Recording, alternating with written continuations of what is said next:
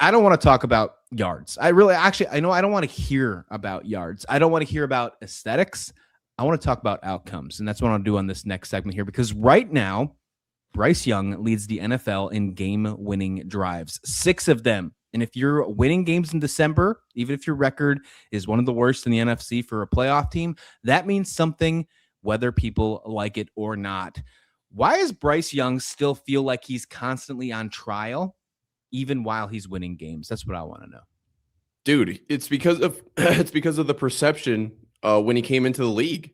It was the perception of how big he was, very undersized quarterback.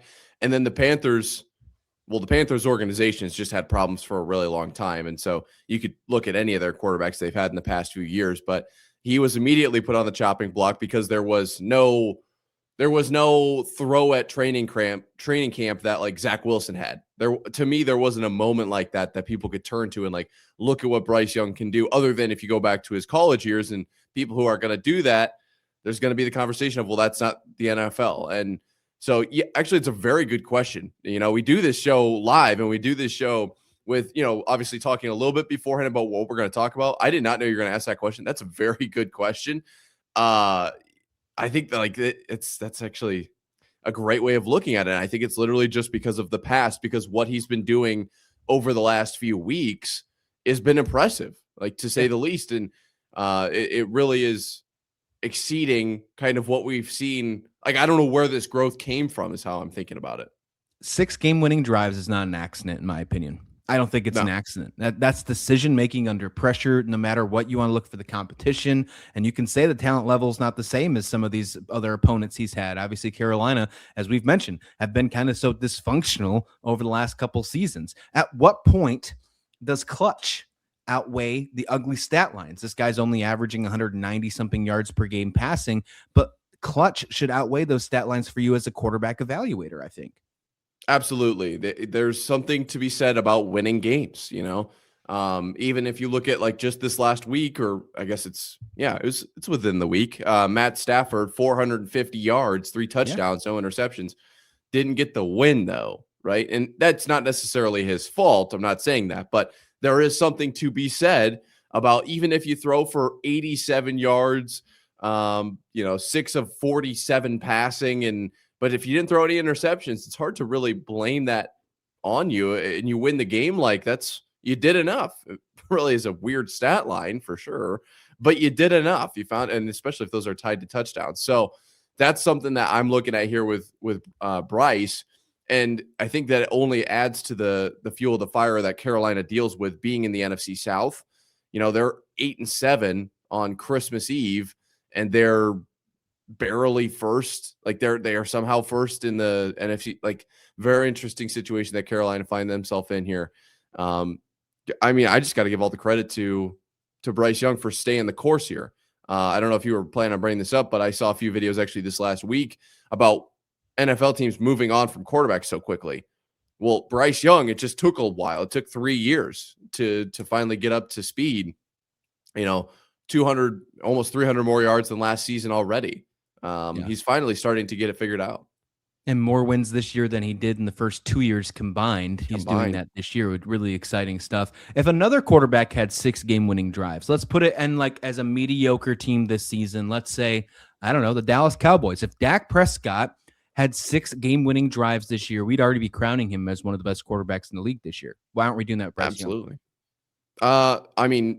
It's another good question. I don't think that there's really an answer there, because if it's, you do a mediocre team like Dak Prescott getting that done. Yeah, he's going to be in the media. What if Patrick Mahomes did that this season? Right. What if the how many 1-score wins did the Chiefs have last year?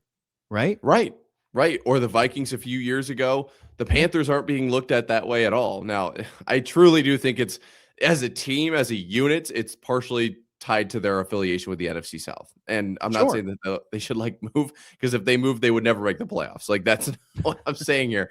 But there is, I think, something to okay, you've got 6 game winning drives out of your 8 wins. That's awesome. But you also have 7 losses.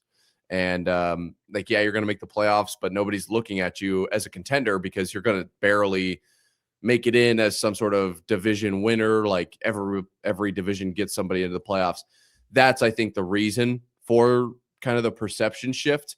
I mean, I'm not saying that that's necessarily wrong from football fans, as bad as Carolina has been over the past few years, but the reason I wanted to bring this up, and I will come out and say this was kind of my segment that I brought to you, was there were so many people out on Bryce Young immediately, so quickly. And I'm not going to say that I was 100%.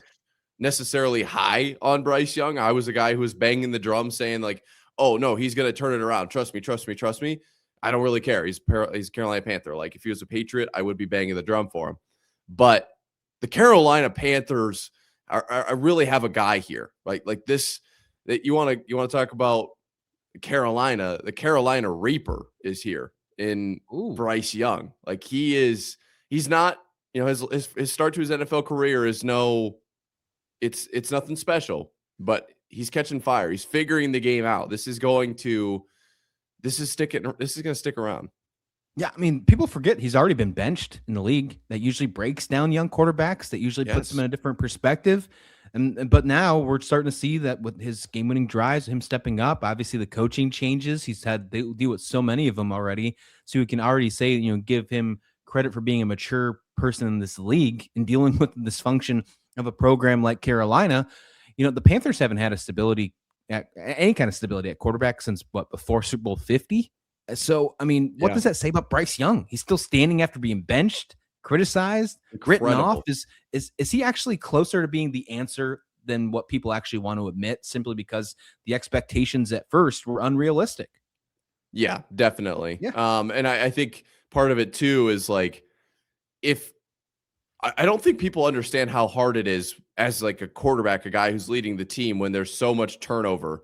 And when you're so terrible that it's like you're not getting any help at all. The fact that Bryce Young is still, churning out, and these game-winning drives, I think, is the best stat for Bryce Young in this case, because he's finding a way to get it done. Like he's finding a way to add numbers to the most important column on the stat sheet, and that column is the win column, right?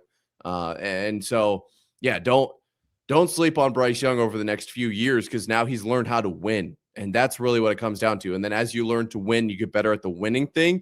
The numbers in the box score will follow. And yeah, 3, 4, 5 years from now, there's a real chance that Bryce Young, especially if the Panthers either turn it around or he leaves the Panthers. How many quarterbacks have we seen leave the Panthers and see success? Sam Darnold, Baker. Yeah, there's a chance he's in an MVP conversation because he's really been through the mud. He had to learn the hard way. And when it gets easy quick for those guys. Yeah, I think two things right here. One, I think he's well on his way. I think he deserves respect. I'm not saying he's elite. He's not in that elite category yet. No. But I'm saying he's earned respect. And those are two very different conversations, no doubt about that. But arrival doesn't mean finished product. I think arrival just means that the floor is real now, and we're seeing the floor, and it's higher than what we've seen over the last couple of years. And the peak is nowhere near yet be done for Bryce Young. I really like what we're seeing from him. This is perfect. This is perfect for the Carolina Panthers. They have to lock him up. They have to build around him. They did a good job getting T-Mac, Tedrower McMillan, as a wide receiver around him. The running game's not terrible. That defense needs to improve a little bit. If they can do that, they have the right core. If you look at the rest of the NFC South right now, the Falcons are trying. Their pass rush is getting better. The Saints might be sneaky. Maybe they found their quarterback. Who knows how long Tampa stays in their window, because they're aging pretty quickly. If the Panthers are going to do it, they got to do it now.